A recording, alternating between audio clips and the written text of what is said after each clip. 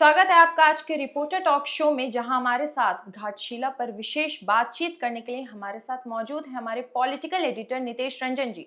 तो नितेश जी, जहां रामदास सोरेन के पुत्र को हर हाल में तय माना जा रहा है घाटशिला से चुनाव लड़ने के लिए, उन्हें टिकट मिलना तय ही है, तो वहीं बीजेपी का क्या होगा?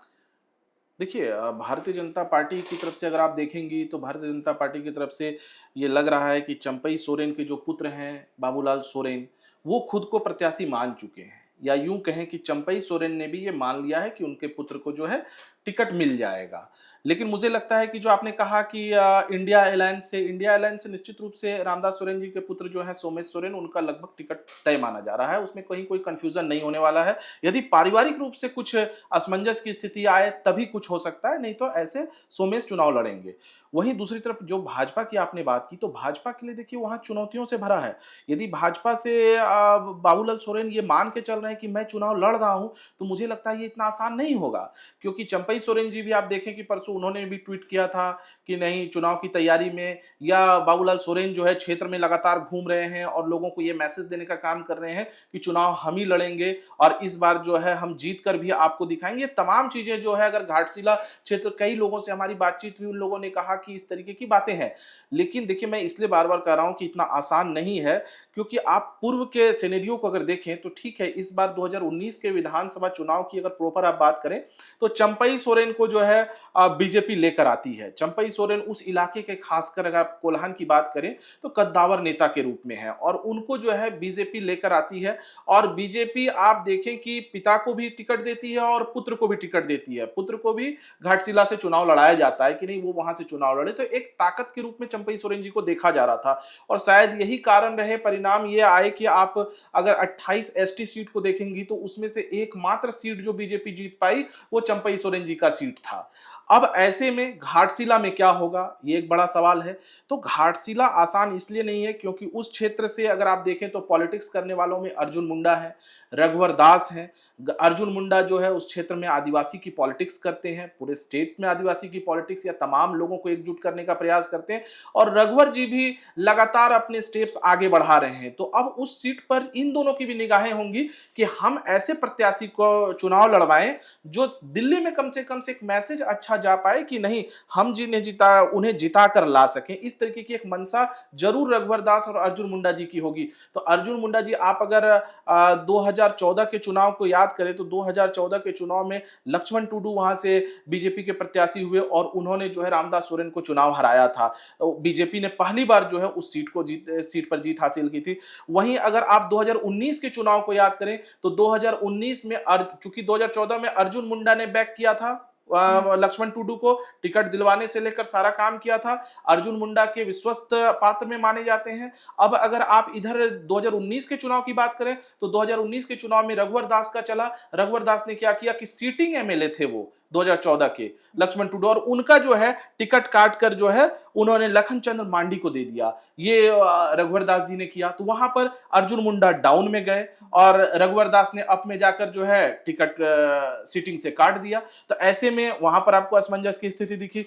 अब आप देखें कि जब वहां पर हार मिली, वहां फिर से रामदास सोरेन जीत जाते हैं। यानी बीजेपी जो पहली बार, अगर उस इलाके से देखें कि झारखंड बनने के बाद या उससे पहले अगर एक बार 2014 में जीतती है और उसके बाद फिर 2019 में वो हार जाती है, तो मुझे लगता है अभी इसका दोषी कौन होगा? रघुवर दास जी ने टिकट क्यों काटा? हो सकता है लक्ष्मण टुडू अच्छे पोजीशन पर रहते, तमाम चीजें हो सकती थी, लेकिन उन्होंने टिकट काट दिया।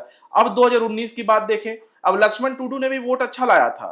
अगर आप यहां पर देखेंगे, लखन चंद्र मांडी ने 2019 के चुनाव में वोट अच्छा लाया था, हार गए थे। तो अब उसके बाद चंपई सोरेन जी आते हैं। तो चंपई सोरेन जी जैसे ही आते हैं तो उन्होंने कहा कि नहीं, मैं अगर आऊंगा तो मुझे और मेरे पुत्र दोनों के लिए टिकट चाहिए। अब बीजेपी वहां पर फंसी हुई थी, बीजेपी के पास कोई विकल्प नहीं था, बीजेपी ने वहां पर उनको भी टिकट दे दिया। तो ऐसे में फिर से उन चुनाव में हार हो जाती है, और ये जो हारते हैं तो लगभग 20,000 वोटों से हारते हैं चंपई सोरेन के बेटे जो हैं। तो ऐसे में इस बार अगर ये चंपई सोरेन मान के बैठेंगे कि नहीं, मुझे टिकट मिल जाएगा, मुझे लगता है इतना आसान नहीं है। ऊपर में सभी लोग लॉबी कर रहे होंगे, क्योंकि एसटी सीट जो है एक इंपॉर्टेंट पार्ट माना जाता है। ऐसे में ये प्रयास जरूर होगा अर्जुन मुंडा जैसे सरीखे नेताओं का कि वहां पर अपने लोगों को चुनाव लड़ाएं और जीत कर भेजें सदन के अंदर, जिससे कि एक मैसेज दिल्ली में दे सके कि नहीं, अब धीरे धीरे जो है हमारी पकड़ जो है, जो कमजोर हो रही थी वो पकड़ हमारी मजबूत हो रही है आदिवासियों के बीच खासकर। यदि आदिवासी सीट देखिए इसको इतना इजीली लोग ले रहे हैं, लेकिन मुझे लगता है कि इतना इजीली लेना नहीं चाहिए उन लोगों को। उन लोगों को यह समझना है कि यदि इंडिया अलायंस ये सीट छीन कर बीजेपी ले जाती है तो देश लेवल पर यह मैसेज देने में वो कामयाब होंगे कि नहीं, जो 56 सीट इंडिया अलायंस लेके आती है वहां पर हम आदिवासी सीट पर जो है बीजेपी चुनाव लड़कर और बीजेपी जीत रही है इस बार। अगर इस तरीके का कुछ सिनेरियो बनता है, देखिए जीत हार क्या होता है ना, कि आप ये मानकर बैठ जाएंगे कि नहीं हम जीत ही जाएंगे, ये संभव नहीं है। ठीक है, इनके पास संवेदना की लहर होगी, तमाम चीजें होंगी सोमेश के साथ, लेकिन टक्कर तो हो सकता है। तो इस टक्कर में कौन प्रत्याशी मजबूत होंगे, ये बड़ा देखना दिलचस्प होगा।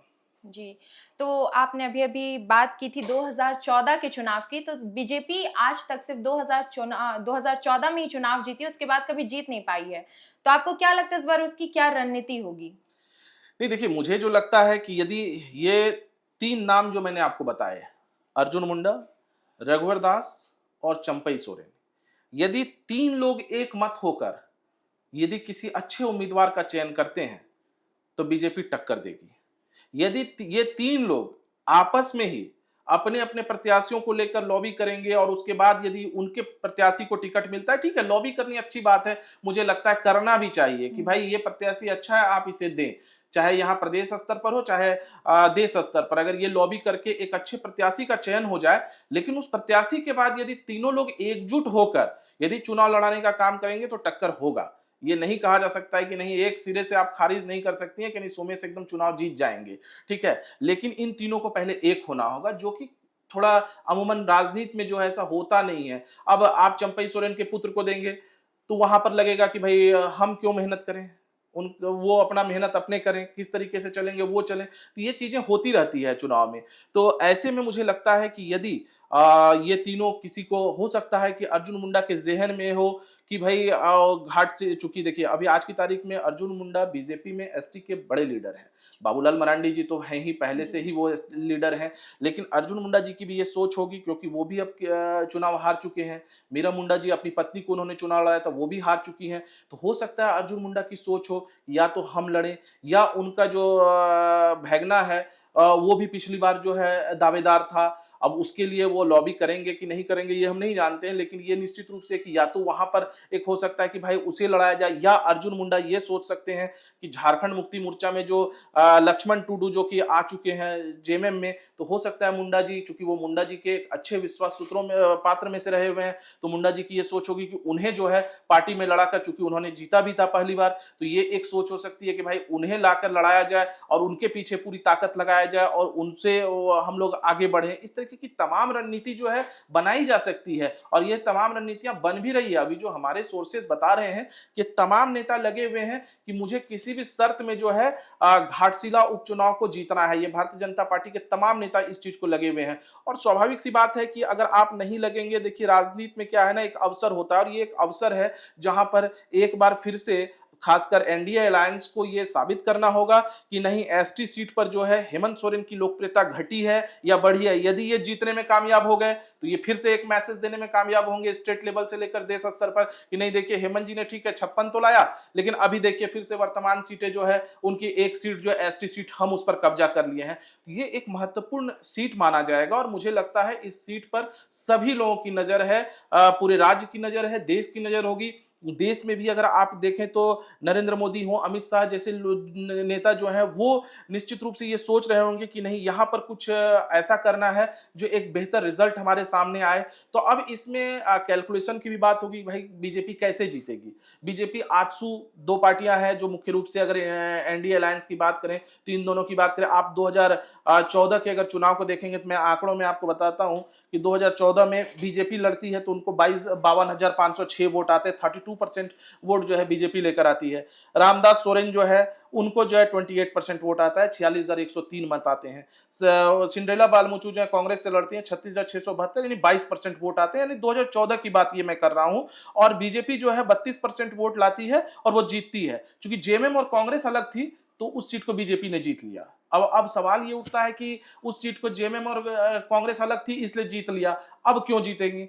फिर दूसरे चुनाव को आप देखें, अगर 2019 के विधानसभा उपचुनाव को अगर विधानसभा चुनाव की अगर बात करें, तो आपको जेएमएम को जो है 37% वोट आता है, और वहीं बीजेपी को 33% वोट आता है, और आजसू को 18% वोट आता है। तो अब यहाँ पर अगर आप देखें, तो यहाँ पर अगर बीजेपी और आजसू अगर दोनों चुनाव साथ में लड़ते तो इनको आ जाता है 51% वोट, और जेएमएम को आता है 37% वोट। यानी कि यहाँ पर तो सीधा उल्टा रिजल्ट आ जा रहा है। तो ऐसी स्थिति में यहाँ पर क्या होता है, यहाँ पर फिर से जो है बीजेपी जीत जाती है अगर बीजेपी और आजसू चुनाव लड़ती तो। लेकिन फिर उसके उलट अगर आप आगे आती हैं, यहाँ पर आप देखें कि यहाँ पर जो है 2024 का जो चुनाव होता है उसमें बीजेपी जेएमएम को 51% वोट आते हैं, वहीं जो है बीजेपी को 40% वोट आते हैं। इन आंकड़ों को देखकर आपको क्या लगता है इस बार किसका पलड़ा भारी रहेगा? मैंने कहा कि इतना आसान नहीं है। यदि यहाँ पर 3 नेता जो मैंने नाम लिया, तीनों लोग यदि एकजुट होकर किसी एक प्रत्याशी को एकदम माने एक मजबूत तरीके से जो है अगर रख कर चुनावी मैदान में उतरेंगे, तो मुझे लगता है फाइट होगा। आप ये नहीं कह सकती हैं कि नहीं, एक सिरे से खारिज नहीं किया सकता है। हाँ, एक चीज है, ये भी देखना होगा कि ट्रायंगल जब भी होता है, त्रिकोणीय मुकाबला होता है, तो उसमें कहीं ना कहीं बीजेपी को हो सकता है कि ज्यादा फायदा होने की उम्मीद होती है कि जेएमएम कांग्रेस अलग हो जाए, लेकिन वैसा होना है नहीं। ये लोग एकजुट होकर लड़ेंगे, इनके साथ सहानुभूति वोट होंगे। तो प्लस में सोमेश सोरेन है। अभी आप सोमेश सोरेन को माइनस में नहीं मानिए, आप सोमेश सोरेन प्लस में है, लेकिन वो तमाम नेता अगर एक होते हैं तो टक्कर होगी। अब इस टक्कर में हो सकता है कि चीजें आगे बढ़ जाए, कोई जीत जाए। तो ये एक देखना मुझे लगता है थोड़ा सा समय लगेगा, लेकिन जी। इसके साथ ही मैं पूछना चाहूंगी कि जहां चंपाई सोरेन के पुत्र की बात आ रही है, वहीं रामदास सोरेन के पुत्र की भी बात आ रही है, तो पुत्र रणनीति में आपको क्या लगता है कौन आगे बढ़ेगा? देखिए, ये बड़ा अच्छा सवाल है कि पुत्र रणनीति में कौन आगे बढ़ेगा। तो मैंने आपको कहा कि सोमेश के साथ जो है सहानुभूति वोट है। पिता की मृत्यु के बाद जो है सोमेश को अगर ये जिम्मेवारी मिलती है, अगर हेमंत जी जो है उनको चुनावी मैदान में उतारते हैं, तो सोमेश के लिए थोड़ा प्लस तो रहेगा। उसको आप नहीं मान सकती हैं कि नेगेटिव रहेगा, क्योंकि पिछले दफा भी अगर आप देखें तो रामदास सोरेन और चंपई सोरेन के पुत्र जब लड़ते हैं, तो चंपई सोरेन के पुत्र जो 20,000 से ज्यादा वोटों से मार्जिन से वो हार रहे हैं चुनाव। तो ऐसी स्थिति में उनको ये मार्जिन जो है कंपनसेट करना होगा। तो उसका एकमात्र विकल्प है कि सभी लोगों को एक साथ चुनाव जुटकर लड़ना होगा कि किस तरीके से हम आगे बढ़ें। वोट परसेंटेज जो बीजेपी के हैं वो लगातार घटे नहीं है, बीजेपी के वोट परसेंटेज वहां पर बढ़े हैं। तो ऐसे में जो है बीजेपी को सिर्फ, मैंने कहा बार बार, मैं यही चीज इस चीज पर फोकस हो रहा हूं कि इन लोगों को एक रणनीति के तहत चुनावी मैदान में उतरने की आवश्यकता है। प्रत्याशी कौन होगा ये इंपॉर्टेंट होगा। वहां पर प्रत्याशी चंपई सोरेन के ही पुत्र होंगे, ये मुझे लगता है ये इंपॉर्टेंट पार्ट नहीं होना चाहिए। जीत इंपॉर्टेंट होना चाहिए। यदि जीत इंपॉर्टेंट होगा तो आप 100% मानिए कि टक्कर होगी। चंपई सोरेन के पुत्र क्या है कि ठीक है, चंपई सोरेन के पुत्र हैं, लेकिन बीजेपी क्या उन्हें एक्सेप्ट कर पाई है? बीजेपी के तमाम कैडर क्या आज की तारीख में भी चंपई सोरेन को एक्सेप्ट कर पाए हैं? ये भी देखना होगा आपको। आप अगर उस क्षेत्र में जाएंगी तो आपको ये दिखेगा कि अभी भी एक्सेप्टेंस में कमी है। अभी भी जो है चंपई सोरेन के को या चंपई सोरेन के पुत्र को लोग कितना अपना मान पाए, खासकर बीजेपी का कैडर। और कैडर इंपॉर्टेंट होता है। यदि आपको चुनाव लड़ना है और जीतना है तो वहां पर कैडर बहुत इंपॉर्टेंट होता है, रोल अदा करता है। तो ऐसे में इन तमाम चीजों को मुझे लगता है कि यहाँ अर्जुन मुंडा की भूमिका बहुत ही महत्वपूर्ण होगी। यदि अर्जुन मुंडा एक तरीके से, चाहे चंपई सोरेन के ही पुत्र को चुनाव लड़ाना हो, लेकिन एक तरीके से अगर सभी लोग एकजुट होकर लड़े या एनालिसिस कर कर अगर चंपई सोरेन के पुत्र को अगर नहीं मिलता है टिकट, चूंकि ये आप मान के चलिए कि हो सकता है ये सिनेरियो उल्टे चंपई सोरेन के पुत्र को मिलेगा, इसमें मुझे शक लगता है। ये मुझे लगता है कि हो सकता है कि इनको टिकट नहीं मिले। जब आप 2014 में सीटिंग का काट सकते हैं टिकट, तो यहाँ पर तो ये हारे हुए प्रत्याशी हैं। ऐसे में टिकट मिल जाए इनको, ये मुझे लगता है कि थोड़ा सा असमंजस की स्थिति है। थोड़ा चीजें बढ़ेंगी, घोषणा होगा चुनाव का, उसके बाद जो है चीजें और हो सकता है कुछ कुछ साफ हो। लेकिन आज की तारीख में जो है आप ये नहीं कह सकते हैं कि सोमेश चुनाव जीत गए। ये मैं तो नहीं मानता हूं। मेरी सोच ये है कि टक्कर होगी, सोमेश जीतने की स्थिति में है, लेकिन आने वाला परिणाम जो है वो क्या होगा वो इन लोगों की एकजुटता पर आपको नजर आएगा। आप टक्कर की बात कर रहे हैं इस चुनाव में, तो बीजेपी इतनी हार के बाद, लगातार 2014 के बाद वो हारती गई है, तो क्या लगता है सबसे मजबूत पकड़ उन्होंने क्या बनाई होगी? नहीं, देखिए, आप अगर मजबूत पकड़ की बात करें तो मैंने कहा आपको कि पिछली बार अगर आप देखें तो 2024 के चुनाव में बीजेपी की ओर से एक नहीं 8-8 ऐसे उम्मीदवार थे जो प्रबल दावेदार थे चुनाव लड़ने के।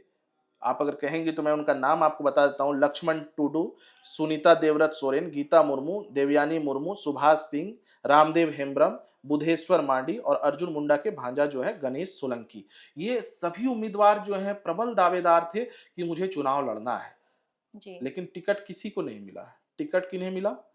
चंपई सोरेन, जो आते हैं पार्टी के अंदर और वो इस कमिटमेंट के साथ पार्टी के अंदर आते हैं कि मुझे भी टिकट चाहिए और मेरे पुत्र को भी टिकट चाहिए। काफ़ी लोगों ने प्रयास किया कि नहीं, एक टिकट इनको दिया जाए, पुत्र को टिकट नहीं मिले। लेकिन चूंकि उस वक्त एक माहौल ऐसा बन गया था चंपई सोरेन को लेकर कि नहीं, कोल्हान में अगर उनको लेकर आएंगे तो हम जो है कोल्हान सहित संथाल परगना को भी साध सकते हैं। ये माहौल बन गया था उनके उनको लेकर।